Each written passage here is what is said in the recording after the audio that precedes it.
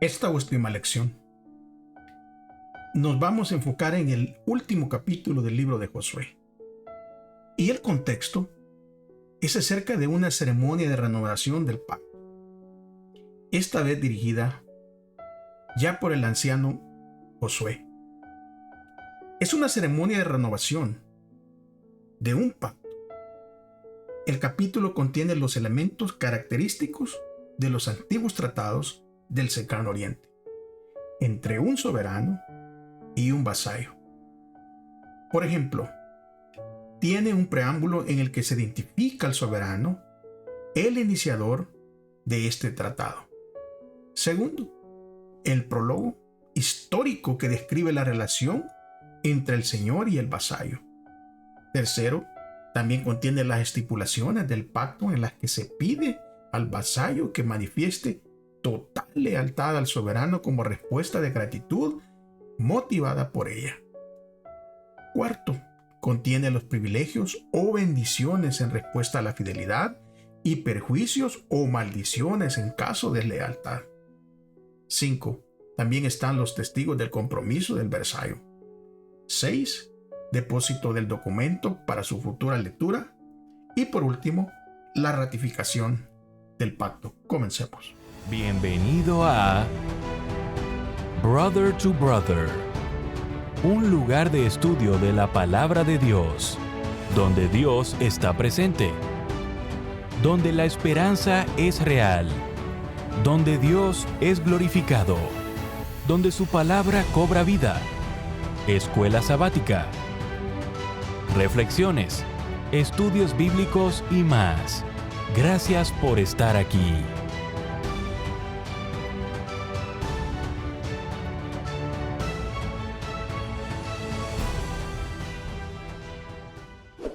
Muy bienvenidos una vez más a su programa Brother to Brother. Les saluda como siempre su amigo, su hermano, Gerson Anaya. Estamos, hermanos, llegando al fin casi de este año, fin de este trimestre de estudio, con un último tema súper importante.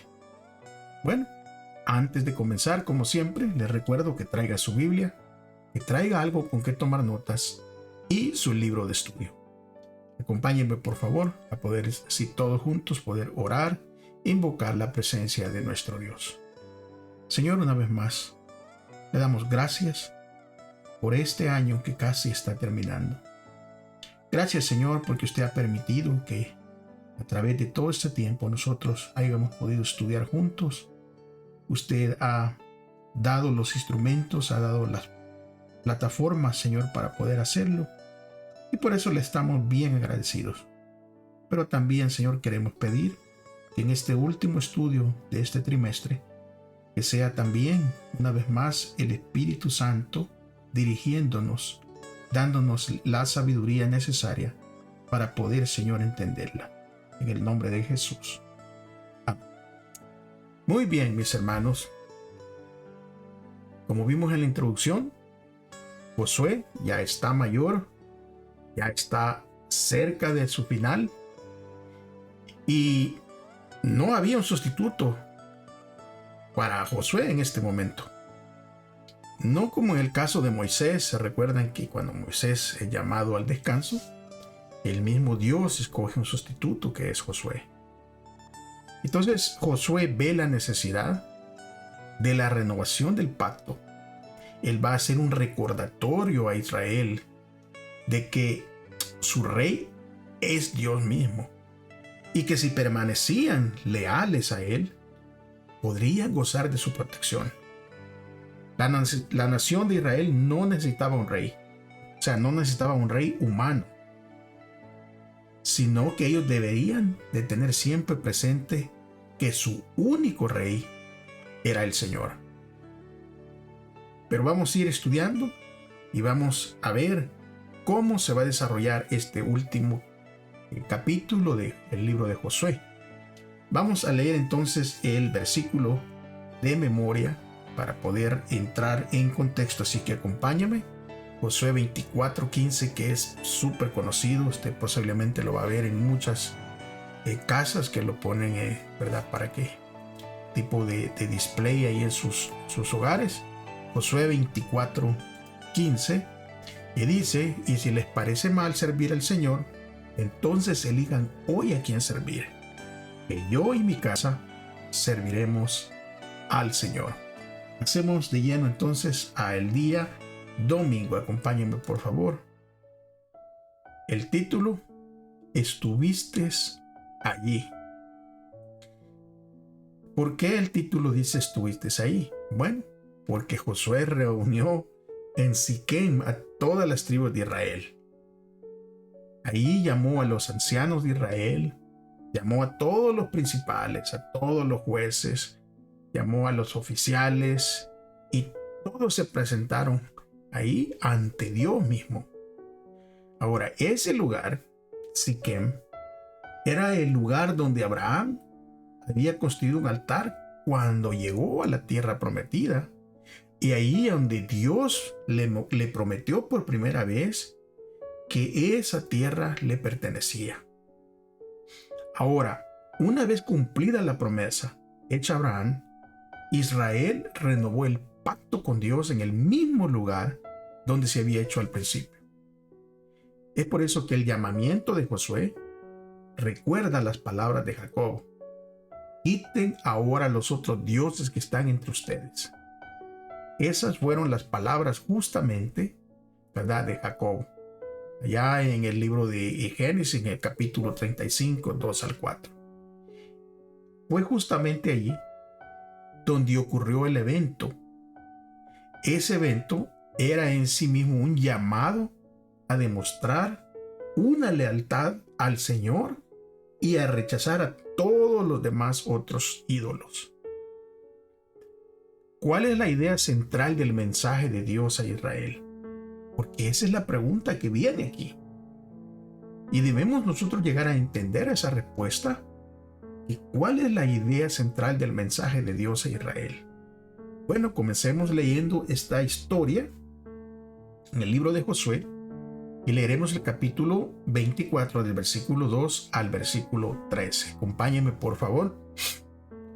Y dice de la siguiente manera: Josué le dijo al pueblo: esto dice el Señor, Dios de Israel: hace mucho tus antepasados, entre ellos Taré, el padre de Abraham y Nacor, vivían del otro lado del río Eufrates y rindieron culto a otros dioses.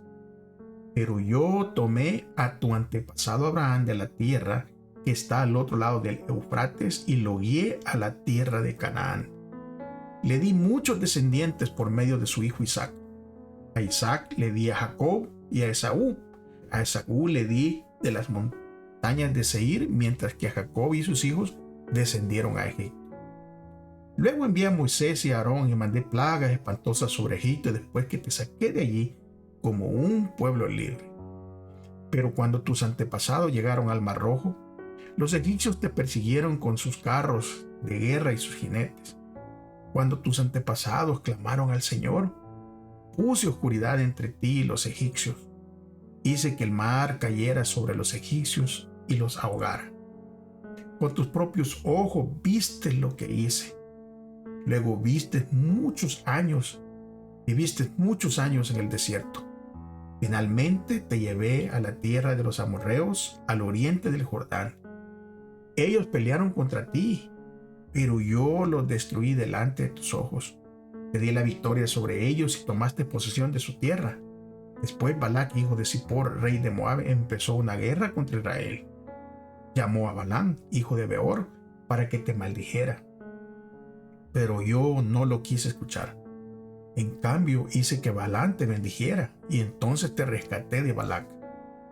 Cuando cruzaste el río Jordán y llegaste a Jericó, los hombres de Jericó pelearon contra ti, como lo hicieron los amorreos, los fereceos, los cananeos, los hititas, los gargeseos, los heveos y los jebuseos. Pero yo te di la victoria sobre ellos, y envié terror antes de que llegaras para expulsar a los 2 reyes amorreos. No fueron tus espadas ni tus arcos los que te dieron la victoria. Yo te di tierra que no habías trabajado y ciudades que no construiste, en las cuales vives ahora. Te di viñedos y huertos de olivos como alimento, aunque tú no los plantaste. Podemos ver aquí claramente que el que hizo todas las cosas fue justamente Dios. El pueblo de Israel únicamente cosechaba lo que el Señor le estaba dando. Siempre Él les recuerda y les dice: yo tomé, yo di, yo envié, yo herí, yo hice, yo te saqué, yo te libré. Y le da un sinfín de explicaciones, ¿verdad?, para que se recuerden de que ellos no son los protagonistas de esta narración, sino el protagonista es Dios. Dios es quien creó a Israel. Si Él no hubiera intervenido en la vida de Abraham, ellos no habrían servido a los mismos ídolos. O sea, si Dios no hubiera sacado a Abraham de ese lugar, ¿qué hubiera pasado con la descendencia de Abraham? O sea, con los mismos israelitas. Hubieran terminado siempre adorando a esos ídolos al otro lado del río. Ahora, la existencia de Israel como nación no era un mérito de ninguno tampoco de sus antepasados, ni de Jacobo, ni de Isaac, ni de Abraham, sino que era una obra exclusiva de la gracia de Dios. Ni el hecho de que los israelitas estuvieran establecidos en la tierra tampoco era un motivo para jactarse, sino la razón misma por la que debían servir a Dios, porque Dios les había dado todo. Si nosotros miramos aquí el discurso que Dios les da, alterna 5 veces con los pronombres ustedes y ellos, o sea, los padres o antepasados. Los padres y esta generación de Siquem son tratados como uno solo. ¿Por qué? Porque están en la misma situación. Es Dios quien hace, Dios quien lleva, es Dios quien da, es Dios quien pelea. Y aquí Dios está tratando de dejar esto bien claro. Y Josué intenta demostrar lo que Moisés ya había afirmado anteriormente. Allá, por ejemplo, cuando leímos el libro de Deuteronomio en el capítulo 5:3, que el Señor no instituyó el pacto solo con los padres, sino con todos los presentes en el momento del discurso de Josué. Y la inmensa mayoría de los allí presentes no había vivido el éxodo. No sabían de qué se trataba, pero estaban incluidos. No todos ellos habían estado tampoco en Horeb. Pero aún así, Josué dice que todos ellos estuvieron allí. O sea, para resumir, cada nueva generación debía apropiarse de las lecciones del pasado. Porque el Dios que obró en favor de sus ancestros en el pasado estaba dispuesto a actuar en favor de la generación presente. Y la pregunta que viene en este estudio es: ¿de qué manera nosotros, como iglesia, podemos tener una percepción más clara de nuestra responsabilidad corporativa? Es decir, de captar la idea de que lo que hacemos repercute en todos los miembros de la iglesia. Y yo creo que es algo que se tiene que tomar bien en serio. Porque muchas veces pensamos, bueno, yo hago algo y no le afecta a nadie. Un momento. Tenemos que tener nosotros responsabilidad corporativa. Esta lección de este día o este estudio de este día domingo nos quiere dejar bien en claro: somos responsables corporativos. Y es por eso que tenemos nosotros que ser fieles a nuestro Dios día lunes, con integridad y verdad. Y estas son 2 palabras grandes. Estas son palabras que en realidad van juntas, de un gran significado, de un gran peso, y que nos llevan a tener una gran responsabilidad. integridad y en verdad. Y Josué le va a hacer un llamado a los israelitas y un llamado a servir al Señor. Pero ¿qué significa servir al Señor con sinceridad y en verdad? Porque ese es el llamado que Él les hace. Miren, leámoslo directamente de la palabra de Dios, Josué 24, 14 y 15. Dice: por lo tanto, teme al Señor y sírvelo con todo el corazón. Echa fuera para siempre los ídolos que tus antepasados adoraron cuando vivían del otro lado del río Éufrates y en Egipto. Sirve únicamente al Señor. Pero si te niegas a servir al Señor, elige hoy mismo a quién servirás. ¿Acaso optarás por los dioses que tus antepasados sirvieron del otro lado del Éufrates? ¿O preferirás a los dioses de los amorreos en cuya tierra ahora vives? Pero en cuanto a mí y mi casa, nosotros serviremos al Señor. Este llamamiento que hace Josué expresa claramente el hecho de que Israel debía decidir si conservaría su singularidad y habitaría en la tierra en virtud de su lealtad a su Creador, o si volvería a ser uno de tantos pueblos idólatras, sin una identidad, sin un propósito y sin una misión. Ahora, la decisión, y claramente, en este llamado que hace Josué, la decisión es del pueblo. Y este llamado es para nosotros hoy en día. Este llamado es tan claro que no deja ninguna duda. Como individuos y corporativamente como institución, ¿a quién vamos a servir? ¿Vamos a servir al Dios verdadero con integridad y verdad? ¿O vamos a dejar a nuestro Dios y a ser uno de tantos pueblos sin identidad, sin un propósito, sin una misión? También la decisión es nuestra. Porque este llamamiento que hace Josué es un llamamiento doble. Israel debía reverenciar al Señor y servirlo con sinceridad y en verdad. Ahora la pregunta es, ¿qué significa reverenciar al Señor? Bueno, claramente miramos que en el contexto significa manifestar un respeto profundo que surge del reconocimiento de la insondable grandeza, de la santidad e infinitud de nuestro Dios. De allí tiene que venir. Ahora, por otra parte, por un lado está también nuestra pequeñez, nuestra pecaminosidad, nuestra finitud. Así que podemos mirar el contraste. Entonces, referenciar a Dios significa ser constantemente consciente de la magnitud de sus exigencias y reconocer que Él no solo es nuestro Padre Celestial, sino también nuestro Rey Divino. Y esta percepción, si nosotros la logramos captar, nos va a conducir a una vida de obediencia. ¿Por qué? Porque miramos nuestras limitaciones y miramos la infinita, ¿verdad? El infinito poder de Dios, la grandeza de Dios, la santidad de Dios. Cuando nosotros nos examinamos y nos vemos y miramos nuestra pecaminosidad, o sea, nuestra pequeñez, nuestra finitud, o sea, somos seres finitos, atados en esta tierra del pecado.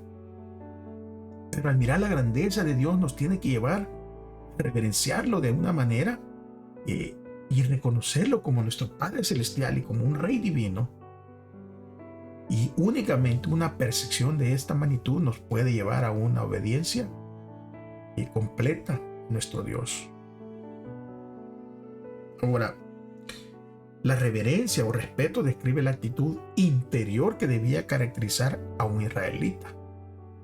Y justamente la reverencia y el respeto también describe la actitud interior que debe caracterizar caracterizar hoy en día a un cristiano. Porque así como ellos, también nosotros tenemos la misma responsabilidad y gozamos de los mismos privilegios.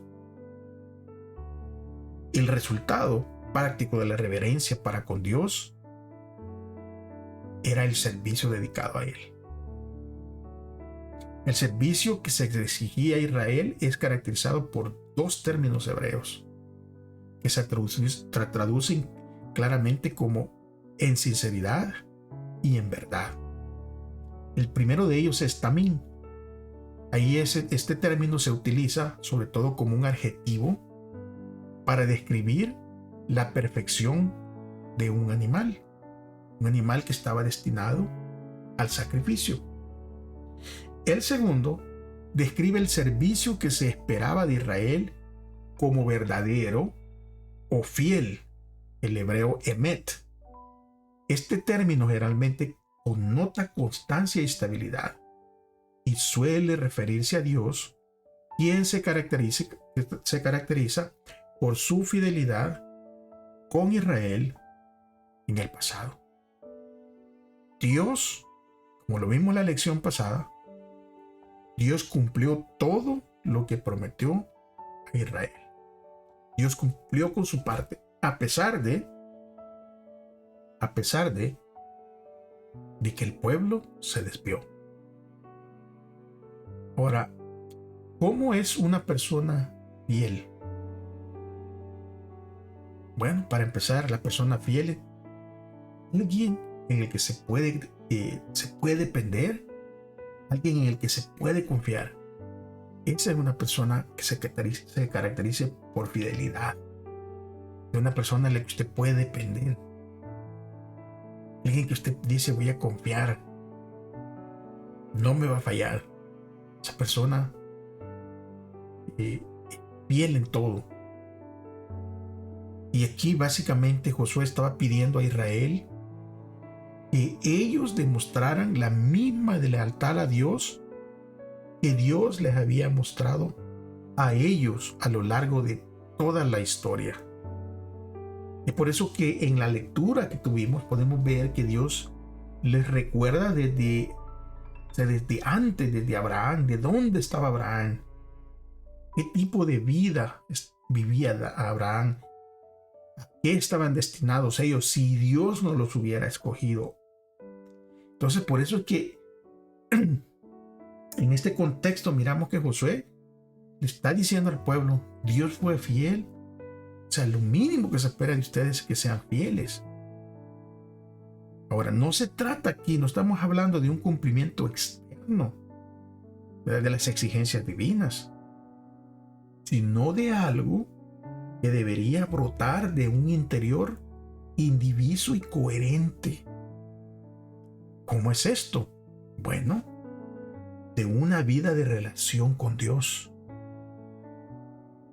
Y al estar en una cercanía con Dios, sus vidas mismas deberían reflejar gratitud a Dios por lo que había hecho por ellos. Y la pregunta para mí, la pregunta para usted, mi hermano, que está estudiando aquí, ¿qué refleja su vida?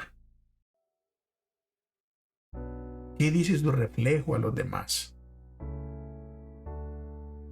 ¿Está reflejando la gratitud a Dios por todo lo que Dios ha hecho? Y justamente de esta manera es como debemos relacionarnos también hoy nosotros con nuestro Salvador, el Señor Jesús. Y tal vez deberíamos de preguntarlos, ¿qué significa para nosotros servir al Señor con sinceridad y en verdad? Tal vez pensar qué Dios nos está pidiendo y qué está impidiendo que nosotros tengamos una devoción plena hacia Dios. Es algo en lo que debemos de meditar. El día martes habla de libre para servir, porque ese es lo maravilloso del amor. El amor nos da libertad. Somos libres para servir. Como un líder genuino y fiel, Josué respetaba el libre albedrío de su pueblo y deseaba que Israel decidiera libremente servir al Señor. Josué no estaba obligando a nadie. Josué estaba nomás haciendo el llamado, pero la decisión últimamente la tenía el pueblo. En otros pasajes, la palabra bajar, traducida como elegir, describe la elección de Israel por parte de Dios. Esa misma palabra se utilizó cuando Dios mismo dice que Él eligió a Israel. Y es por tanto que Israel era libre de decir no al Señor tras haber sido elegido divinamente. Pero si nosotros nos damos cuenta, eso no tendría ningún sentido, sería una locura, sería absurdo. Pero Israel podría decir sí a Dios, y seguir viviendo o darle la espalda y dejar de existir como un pueblo elegido. Tenemos nosotros la misma responsabilidad, el mismo libre albedrío, la misma libertad para servir. Y va a depender de nosotros lo que elijamos. Y si le damos la espalda a Dios, podemos dejar de existir como un pueblo elegido. Pero después de que Josué hace el llamado, ¿cuál fue la respuesta de Israel? Y después de que Josué escucha la respuesta del pueblo, ¿por qué Josué reacciona de una manera un poquito dudosa? Vamos a leer Josué 24, 19 al 21. Dice: entonces Josué advirtió a los israelitas: ustedes no son capaces de servir al Señor, porque Él es Dios santo y celoso. No les perdonará su rebelión ni sus pecados. Si abandonan al Señor y sirven a otros dioses, Él se pondrá en contra de ustedes y los destruirá, aunque les haya hecho tanto bien en el pasado. Pero los israelitas respondieron a Josué: eso no, nosotros serviremos al Señor. Mire qué respuesta. Aquí es una respuesta que la podemos ver categóricamente positiva. Los israelitas aquí reconocen, ellos están reconociendo que el Dios de los patriarcas, el Dios de sus padres, era ahora también su Dios. Su Dios a quien estaban ellos dispuestos a servir con lealtad, una lealtad indivisa.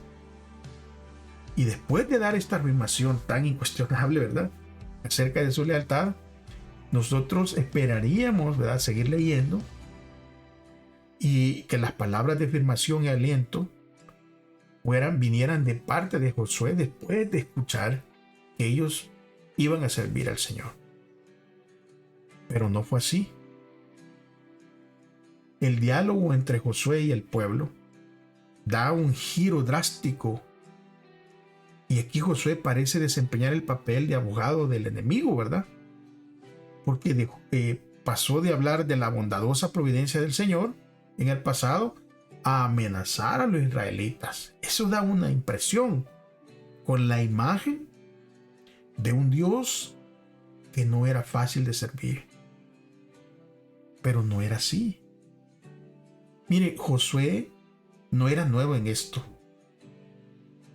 Josué conocía al pueblo. Josué sabía que este pueblo era inestable. Desde el principio, este pueblo fue... Bueno, desde que salieron renegando, quejándose por todo. Se querían regresar un grupo para Egipto, recuerdan. Moisés se va a la montaña y ellos se tiran a la idolatría. O sea, es por eso que Josué conoce la inestabilidad de este pueblo. Que prometió obedecer a Dios en términos similares en el pasado. Pero ¿qué pasó con ellos? Ese pueblo se olvidó de su promesa cuando aún sus palabras estaban en sus labios. como Isaías escribió, ¿verdad? Este pueblo de labios me adora, pero su corazón está lejos. Es por eso que utilizó aquí Josué la retórica para ser conscientes de los israelitas de lo que se estaban comprometiendo. Josué va a dejar esto bien en claro, o sea, él no está dejando dudas. Porque aquí miramos claramente que en primer lugar, la decisión de servir a Dios era algo solemne que debía moldear a toda la nación de acuerdo con la revelación divina. Este compromiso va a traer resultados, ¿verdad? Bendiciones. Y eso era evidente cada vez que ellos se comprometían con Dios y que hacían un cambio, Dios los bendecía. O sea, que ese era el propósito, porque Dios les advertía que se mantuvieran fieles, porque Él quería bendecirlos.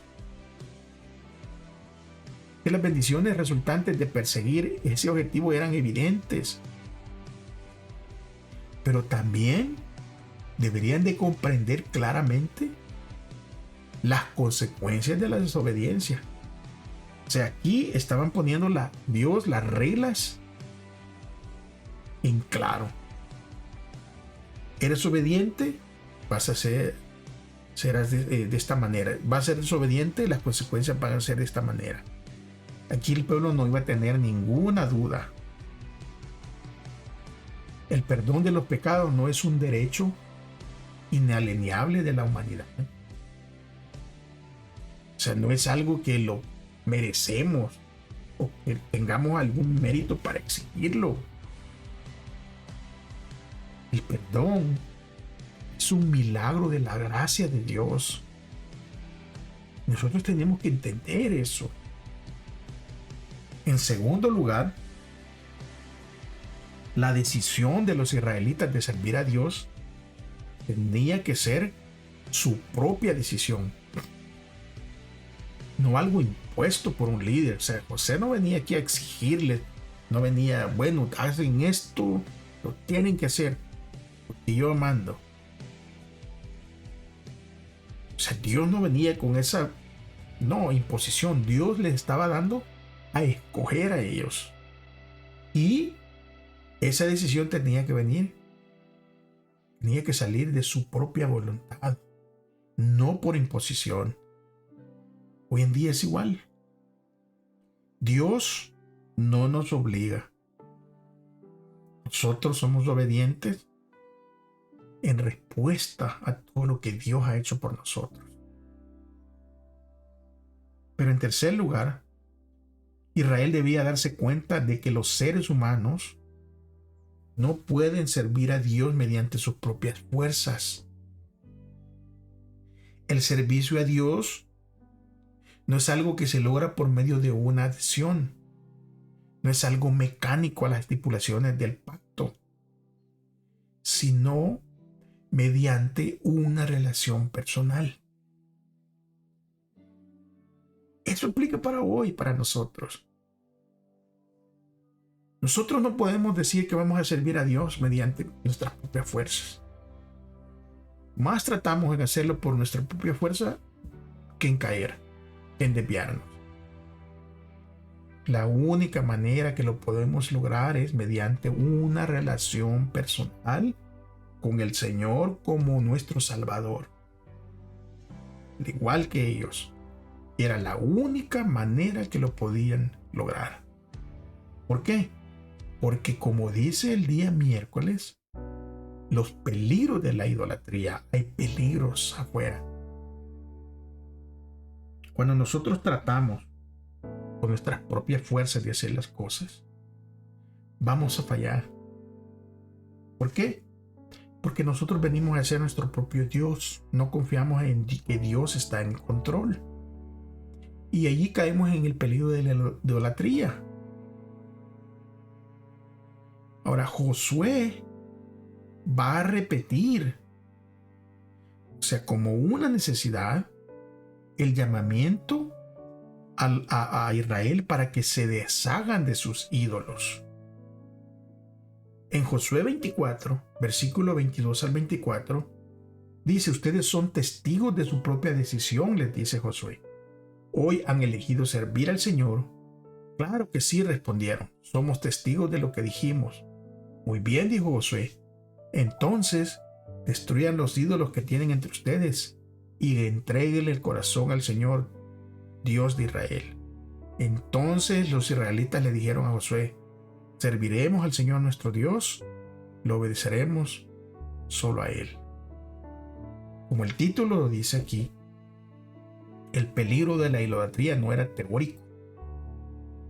Ya Moisés había pedido antes la misma decisión en las llanuras de Moab y en un contexto parecido a este. O sea, el mismo llamamiento. Y los dioses que estaban ahora en el punto de la mira no eran los dioses de Egipto ni los de más allá del río, sino que ahora esos dioses, esos ídolos se encontraban entre ellos mismos. Es por eso que Josué le ruega al pueblo que inclinara su corazón hacia Dios. Y aquí el término es traducido como inclinar, es natá, que describe en otros textos a un Dios que se inclina y escucha nuestras oraciones. Y es también la actitud que los profetas exigieron posteriormente a Israel. Ese verbo también se lo emplea para indicar la apostasía de Salomón cuando su corazón se inclinó hacia otros dioses. Porque nuestro corazón humano pecaminoso no tiene la tendencia natural a inclinarnos hacia Dios. No tiene la tendencia natural de querer escuchar la voz de Dios. Para eso necesitamos hacer decisiones conscientes de nuestra parte para inclinar hacia el cumplimiento de la voluntad divina. O sea, no es que, bueno, lo vamos a hacer nada más por hacerlo, no. Hay una decisión. Y es por eso que cuando Josué hizo el llamado, la respuesta de los israelitas fue literalmente: escucharemos su voz. Y esta expresión que utilizan ellos enfatiza el aspecto relacional de la obediencia, o sea, vamos a obedecer lo que Dios diga. No se pedía a Israel que siguiera rutinariamente un conjunto de reglas, o sea, no era algo mecánico. Este pacto del cual estamos hablando ahorita consistía en una relación viva con Dios, una que no podía expresarse plenamente mediante meros reglamentos. La religión de Israel nunca tuvo el propósito de ser legalista, sino un diálogo constante de fe y amor con un Salvador santo y misericordioso. Porque incluso después de la triple promesa del pueblo de servir al Señor, lo cual implicaba, como ordenó Josué, la eliminación de los dioses de entre ellos, es curioso que no hay ningún informe de que lo hicieran. O sea, de que ellos realmente se deshicieran de todos los ídolos que tenían. Y a lo largo de todo el libro se informa al lector acerca del cumplimiento de los mandatos de Josué, o anteriormente de Moisés, como un ejemplo de obediencia. Y aquí miramos claramente que esa conclusión no está. Y aquí representa un final abierto, porque el llamamiento central del libro a servir al Señor no era solo para la generación de Josué, sino para cada nueva generación del pueblo de Dios que lea o escuche ese mensaje. O sea, que nos alcance a nosotros a dejar nuestros ídolos y servir únicamente a Dios.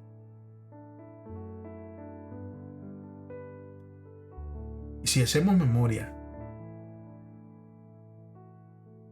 ¿cuántas veces nosotros nos hemos comprometido? Queríamos algo para el Señor, pero después no lo hicimos. ¿Qué fue lo que pasó? ¿Por qué no cumplimos esa promesa? Y al no cumplir esa promesa y ver la respuesta de Dios de amor hacia nosotros,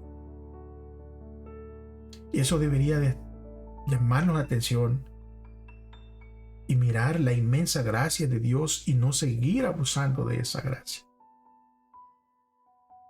sino de buscarle con todo nuestro corazón, porque únicamente la relación con Él nos llevará a cumplir lo que le prometamos.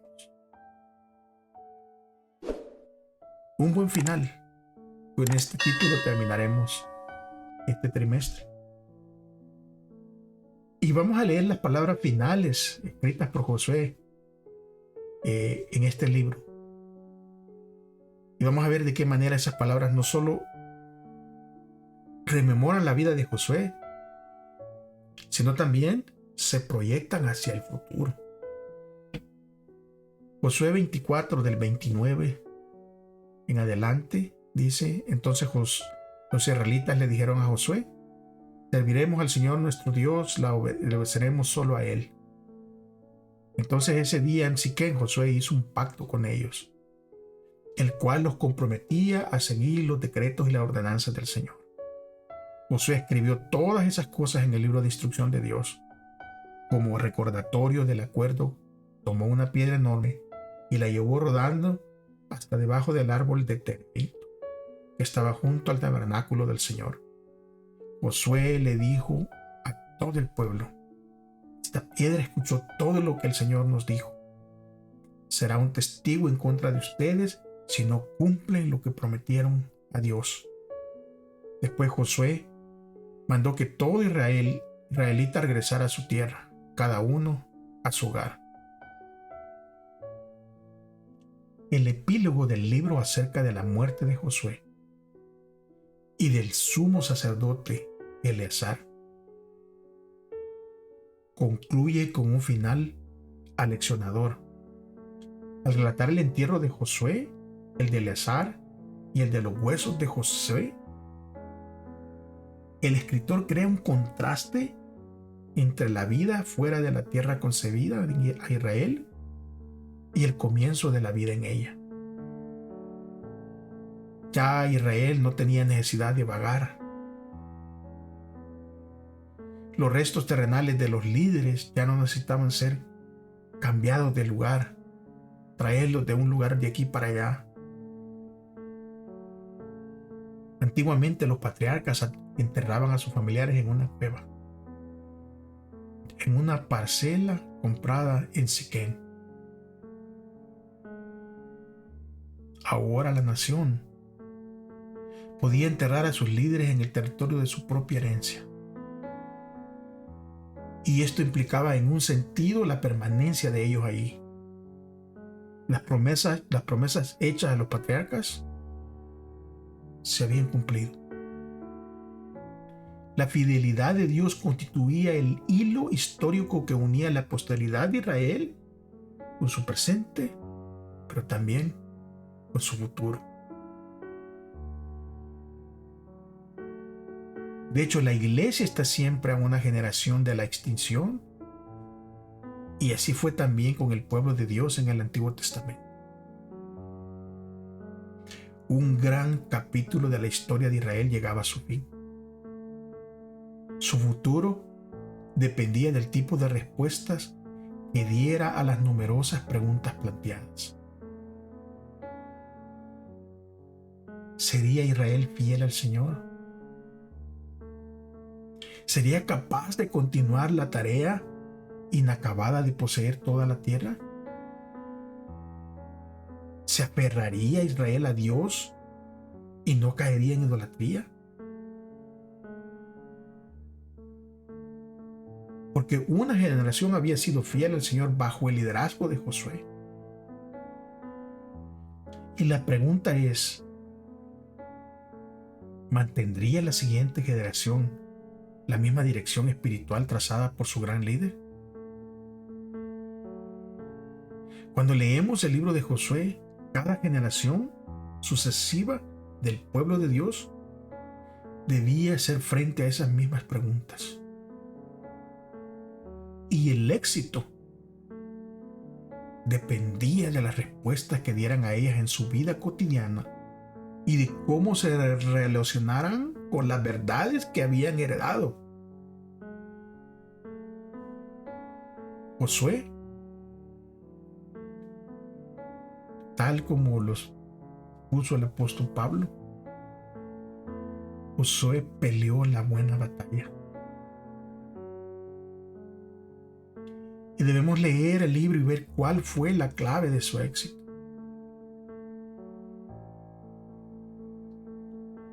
¿Qué decisiones necesitamos nosotros tomar hoy para experimentar esa misma seguridad cerca de nuestra salvación?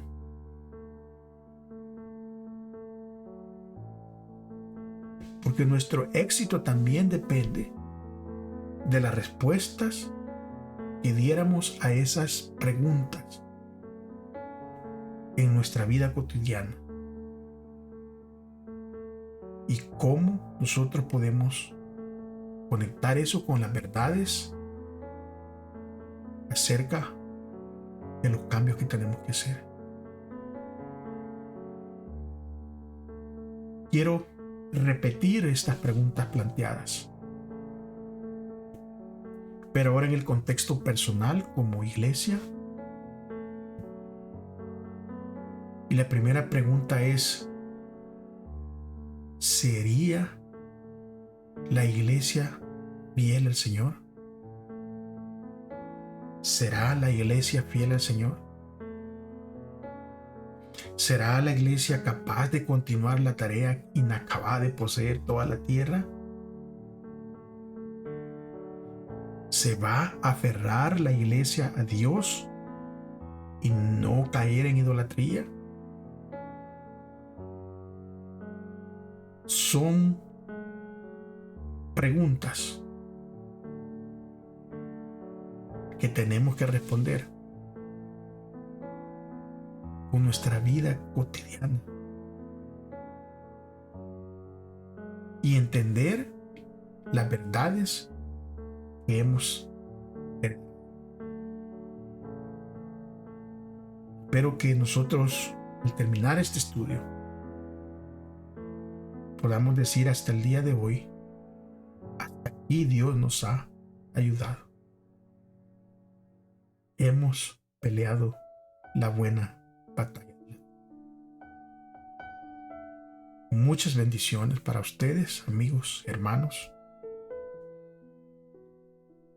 Nos veremos en el próximo estudio, nuevo trimestre, en el nuevo año.